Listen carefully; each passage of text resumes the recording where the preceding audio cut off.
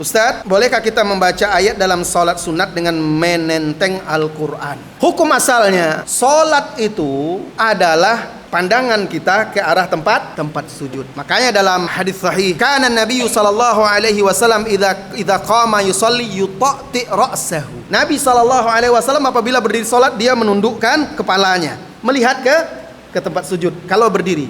Kalau tahiyat kita melihat ke tangan kita. Itu yang paling sempurna dan paling afdol.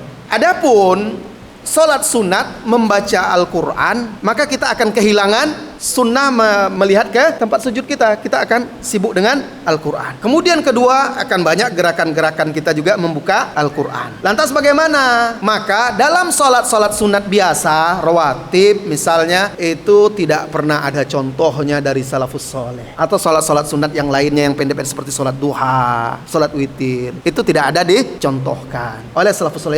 Yang jelas Nabi tidak pernah melakukannya. Tapi dalam salat tarawih atau qiyam ada athar dari sahabat. Ketika Aisyah radhiyallahu anha menugaskan seorang untuk mengimami muslimat di salat tarawih karena dia tidak hafal Al-Quran, jadi karena disukai salat qiyam itu panjang bacaannya, berdirinya, maka waktu itu yang imam itu dia membaca salat dengan melihat dan membaca di mushaf. Nah, itu ada dari Aisyah radhiyallahu anha. Tapi itu untuk imam atau untuk orang yang mungkin mau mengoreksi bacaan imam, khawatir tidak ada yang hafal Al-Quran di belakang itu, imamnya hafal Al-Quran tapi bisa salah nanti kan, maka mungkin 1-2 orang di belakangnya mungkin menyimak untuk mengoreksi nanti jangan sampai salah. Adapun makmum yang lain, sunnahnya dalam sholat apa? Sunnahnya dalam sholat itu adalah mendengarkan bacaan. Fa idza quri'al Qur'an fastami'u lahu wa ansitu la'allakum turhamun. Apabila dibacakan Al-Quran, maka simak dan dengarkan agar kalian dirahmati, kata Allah. Dan juga di dalam hadis juga disebutkan fa idza qara'a, apabila imam membaca fastami'ulah atau fasma'ulah, maka dengar, simak.